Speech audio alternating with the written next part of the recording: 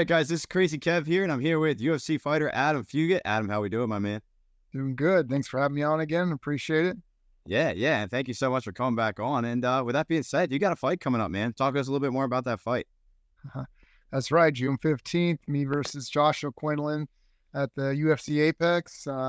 Looks like we're the first fight on the main card. So, yeah, man, we're in the home stretch. Get a little bit of those pre-fight nerves coming in, but all the work's been put in. Basically the fight's out of the way. It's just time for the reward of stepping in there and going toe to toe with another UFC fighter and testing myself. And you know, let's do this thing. Yeah, let's do it. It's right. And yeah, with that being said, this is like news too that they just came out with getting bumped up to the main card. I mean, what was the feeling kind of like getting the call that you're getting bumped up? I haven't got the call or anything. I just I literally had friends, sending me screenshots of the lineup, and I was like, okay, so here we go. I didn't really get a heads up when I got bumped up in Vancouver, and so I mean, this is kind of nothing new to me. It's just wherever they have me is where they have me, and I'm gonna go in there and do my thing. Yeah, no. And why do you think they keep bumping you up, man? That's a great question. I don't know why, but whatever I got, that makes them to bump me up. I'm glad I got it. Maybe I got a good style. Maybe they think I won't put on a boring fight. So, um, that being said, it takes two to tango. So, Joshua Quinlan's going to come in there as well. And I don't think he's going to put on a boring fight. So, I think that's just a good matchup, and they look at it as a potential fight of the night candidate. Oh yeah.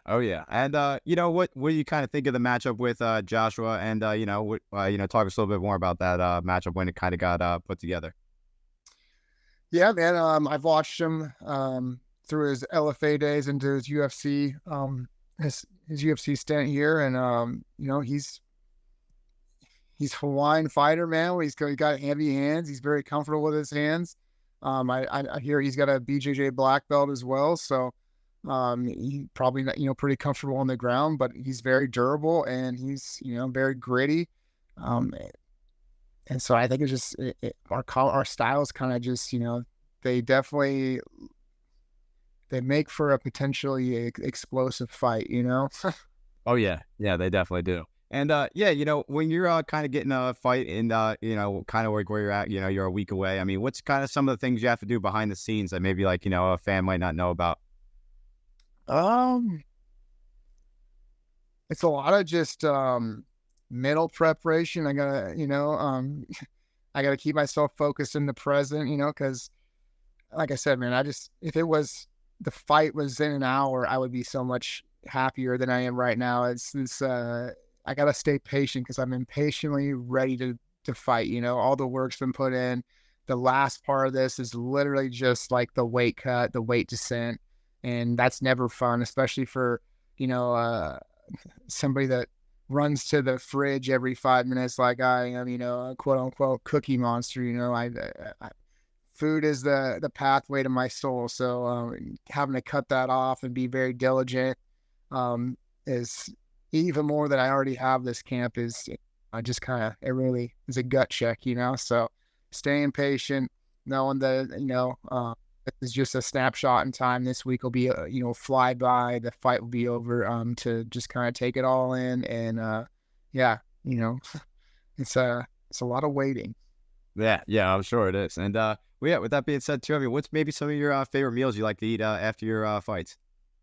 Oh man, what food don't I like to eat? To be honest, we'll go back to one of the meals that I had before I really had to hit the diet strong, and that was some short ribs with a mashed potato puree. I mean, phew, that was delicious. I love myself a good steak. And as well, burgers.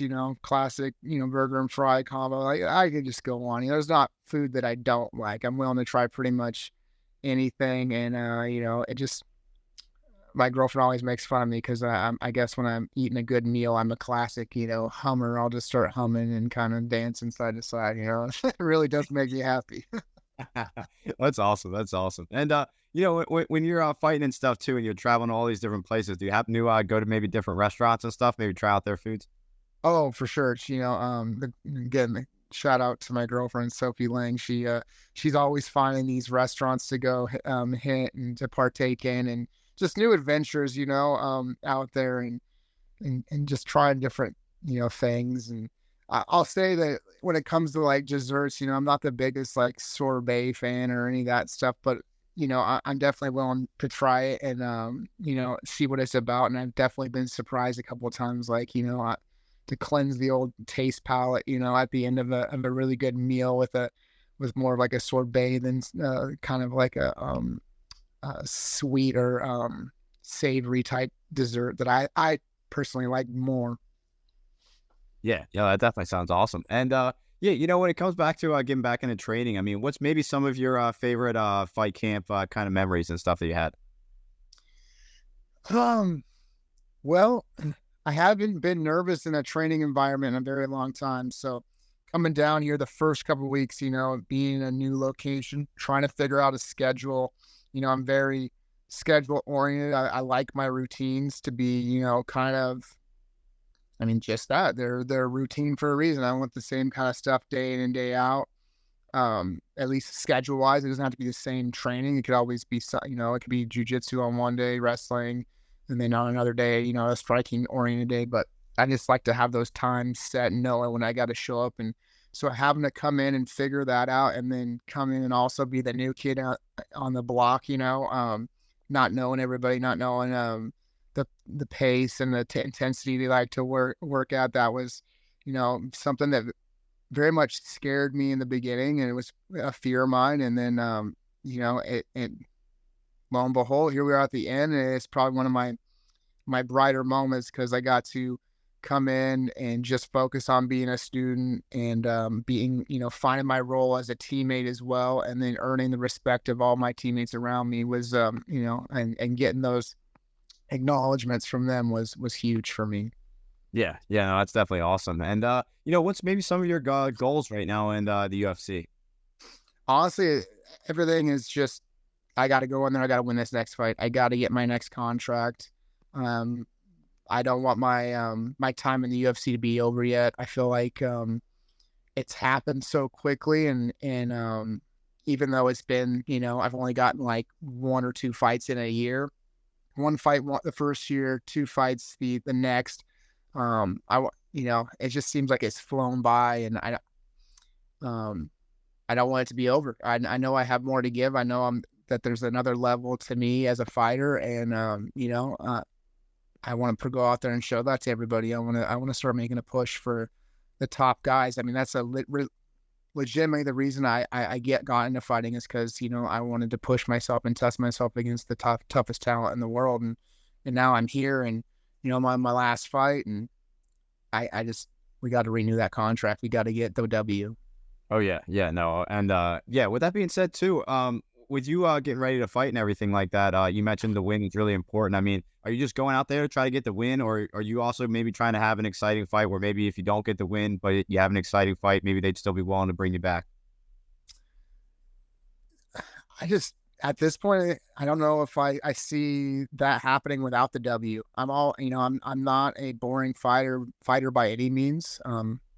So I don't see myself capable of putting on a stinker of a fight, but I'm definitely going out there and focused on getting that W, any way possible that I can. So, and I know that with that, it's going to come some excitement for sure. Yeah, yeah, no, I agree with you. And you also have fought a couple of monsters and stuff in the UFC as well too. And getting back into that too, with you competing against all these beasts and stuff too. Do you think Quinlan will maybe be your toughest matchup so far? I look at every fight as my toughest fight, right? Just I know that's cliche, but that's the truth. Anybody they put in front of you is your next toughest fight. It doesn't matter. The past is in the past. And the guys that I faced in the past, they're still climbing the ranks. That looks good on me, but again, that's in the past. And then the guy in front of you can't overlook anybody in this sport, especially at the level that we're at. So the next guy in front is always going to be the toughest guy. to date, you know. Yeah. Yeah. No. Well, what do you typically do as well too to kind of handle the nerves as well too that you're kind of having right before the fight? Uh, it's a good question, man. There's so many answers. Or you could listen to music, you read a book, both of which of what I've done is, engulf myself in, something like that, either music, books, heck, playing a video game on the Nintendo DS or the Switch. Um, this camp, I've been really trying to just keep myself fixated in the present, so any chance that I get, a little riled up or a little anxious going, I'll hit some box breathing to kind of put myself back in that present moment. I've even we got a puzzle this time around, some coloring books. I'm reading a book, just the whole 9 yards. Anything I can do to kind of reset myself in the moment. Up until about a month ago, I had my dog out here, so every night we were hitting the pavement when it got cool here in Arizona and going for like, an hour long walk, which is completely outside of the norm. Usually we do like 15 to 25 minutes, but it was just very therapeutic to kind of get out and walk around the new area, see some new things, get accustomed to the lay of the land, I guess you could say. That's awesome. That's awesome. And what kind of books and stuff were you reading as well too? I'm a bit of a geek or a nerd in that sense. I read a lot of fantasy, Nice. fantasy stuff. The King Killer Chronicle is one of my favorites. It's not complete, so if you're looking for a series that's complete, don't look at that one. I just started this other series, and I'm blanking on the series name, but the first book is The Will of the Many. Really like that. The book I'm tackling right now is the book that will not burn, I believe, by Mark Lawrence. Okay. Just yeah, it's a bunch of fantasy stuff. I don't know. I kind of feel like I've burned up a lot of the TV shows that I tend to watch. I guess season 3 of Shoresy's coming out. I can put that on for some smiles and some laughter, for sure. But yeah, I just feel like I've kind of burned through all the TV shows I like to watch. So anymore, like when I turn it on, I can't always stay focused on it. I end up kind of going down the road of what's going on inside my brain. So reading is a great way to just to turn that off. Nice. Yeah. So when it comes to like reading books and stuff, do you happen to like read any of the books and then like try to watch the movie and stuff as well too afterwards? Oh yeah, for sure. Nice. I wish that I had more of an artistic nature. Maybe I could write up or draw up some of these books that don't have movies yet. And kind of put them in my own perspective of what I think it would look like. But yeah, I definitely have tackled some of the book series that have movies out, and um, I guess for a different example, it would be the Avatar: The Last Airbender series, and they finally just redid the live action and completely redeemed themselves, to take a Dumb and Dumber line. They finally redeemed themselves. Yeah. A little bit. So I'm happy with that. Shoot, there's all sorts of anime as well, but yeah, I like to watch, and it's always disheartening though when they don't follow the books as closely as they're supposed to. Yeah. Yeah. No, definitely. I definitely hear you there. And yeah, with that being said too, obviously you like to read and you're doing a bunch of stuff like that. But what's maybe some other stuff that you like to do outside of the cage that maybe a fight fan might not know about? I've been I get asked this question all the time, and I always feel like such a dud because fighting is it's gone from my hobby to my career, and I pay a lot of attention to that. But outside of fighting, I'm an uncle to two nephews and a niece. Both the nephews are getting into sports. The niece is, she's a fiery little one, so won't be long before she's doing some kind of sporting event. So try to help them out and spend a lot of family quality time with my family back home. So that's been another thing that I've been away from down here. But let's see, since I've been down here, I actually just finished up with like a whole um, self care day where I hit the sauna, hit the cold plunge, did a little red light therapy, some compression, Um, been kind of on that kick just to burn up some time, burn up a little bit of the day. I obviously like food, so trying to find recipes that are in my my calorie range is always fun. Cooking up a little bit of stuff here and there. Um, you know, Shoot, what else? I mean, outside of camp and just like hanging out back at home and waiting for the next call. My family's always been big on camping. I don't get to do it as much as I used to because we do a lot of training on Saturdays. But anytime I can, I meet up with them. I go out, I go camping. Dad's a big fisherman. I'll try to get on the boat and be his deckhand.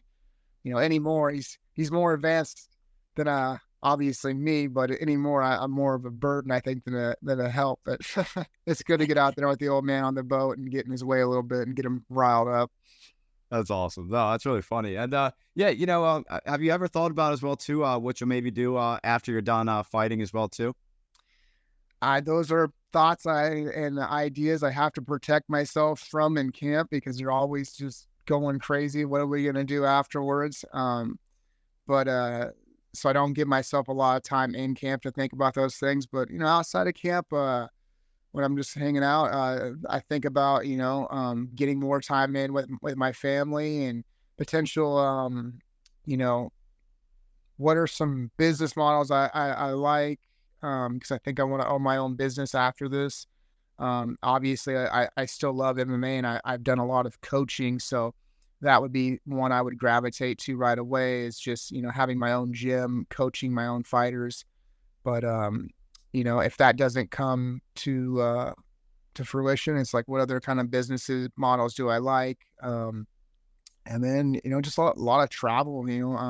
What places are out there to go visit and see, and with my credentials in fighting, can I set myself up for potentially like a trip that I go on where I'm doing a seminar or something to kind of pay for it and something like that.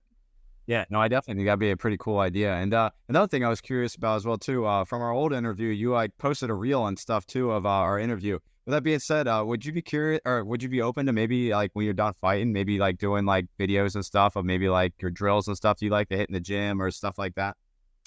Yeah, I keep getting told I need to do more of that stuff, and I'm just terrible with social media, and that's a terrible excuse because as the level that we're at, we definitely need to be putting ourselves out there and using social media to build to just stay in touch with our fans and our supporters.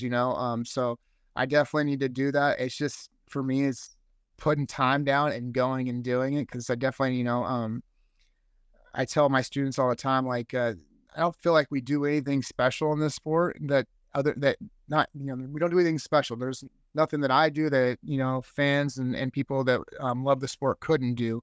It's just about putting in the time, putting in the reps, and those things I'm very good at. I can just I can turn my brain off. That's kind of where my meditative state comes in really easily is when I just get in the gym and I start drilling and training. I really, that's my home. Yeah. But No, it's nothing special.